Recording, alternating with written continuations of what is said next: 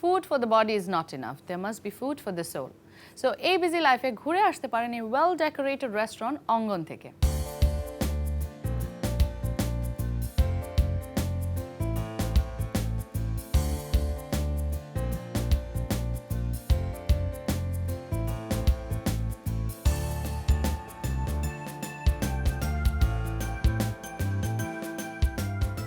আমার এটা ওপেন হয় 2016 সালের 12ই ফেব্রুয়ারি, ভ্যালেন্টাইন্স ডের 2 দিন আগেই।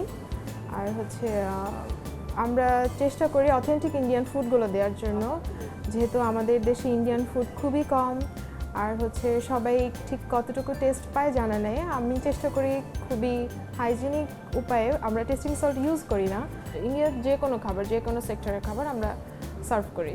ইনশাআল্লাহ খুব শীঘ্রই আমরা আমাদের খিরার বাইরে যাব, বাট আপাতত আমরা এখানটা একটু কভার করি। রমজানে আমাদের 3টা সেট মেনু চলে আসছে।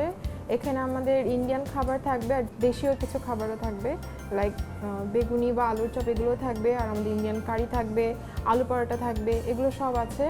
আর আমাদের প্লেটারগুলো খুবই স্পেশাল। এটা আমাদের পেজে গেলেই দেখা যাবে যে আমরা প্রায় একটা প্লেটারে ইভেন 26টার মতো খাবার দিয়ে আছি, আইটেম আছে। মিনিমাম 200 থেকে 250 হলেই খুব ভালোভাবে একজন খেতে পারবে। আমাদের ফুডের প্রেজেন্টেশন অন্য যে কোনো জায়গা থেকে বেটার, ভালো, কারণ হচ্ছে আমরা আমাদের সার্ভিং ডিশগুলো ইম্পোর্টেড অ্যান্ড খুবই যত্ন সহকারে কেনা। অন্য সবার থেকে আমি যে আলাদা, এটা দেখার জন্য আমি চাইবো আমার এলাকার না, আমার যত দেখছেন যারা দর্শক আছেন সবাই যেন এসে একবার করে হলেও টেস্ট করে দেখেন।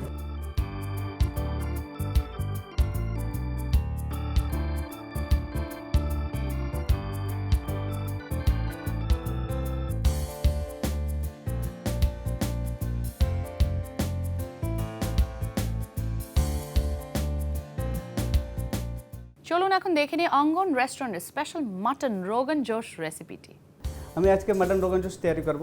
এটা তৈরি করতে আমার লাগবে cream, Kashmiri chilli, chaat masala, butter oil, salt, ghee, chop masala, tomato sauce, টমেটোর গ্রেভি, সপ powder, jeera powder, garam masala, tomato chop, ধনিয়া পাতা, garlic chop, onion chop, green chilli chop, white gravy এবং boil mutton.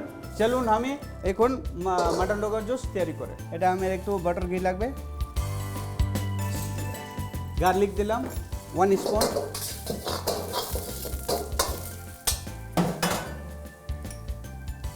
Onion, green chilli,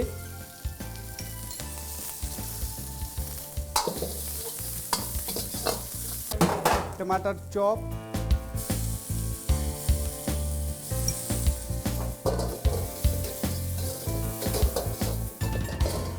এখন আমি দেবো এর মধ্যে কাশ্মীরি চিলি, সল্ট, জিরা পাউডার, এখন আমি ভাজবো। এটা মাটন জুস, এটা এর মধ্যে দেবো, আমি অ্যাড করবো। চপ গ্রেভি দেয়, chop masala, to white gravy, মল্লি ফর কাজু অ্যান্ড বাগাজ। এর মধ্যে আমি গ্রেভি বানিয়ে লেছি মাটন ডিশের মধ্যে। ये बोल করে আছে আর একটু পাকবে। একটু আমি ঘি দে टीस्पून, সৌঁফ পাউডার, একটু গরম মশলা, একটু ধনিয়া পাতা। এটা আমার হয়ে গেছে মাটন রোগান জুস তৈরি।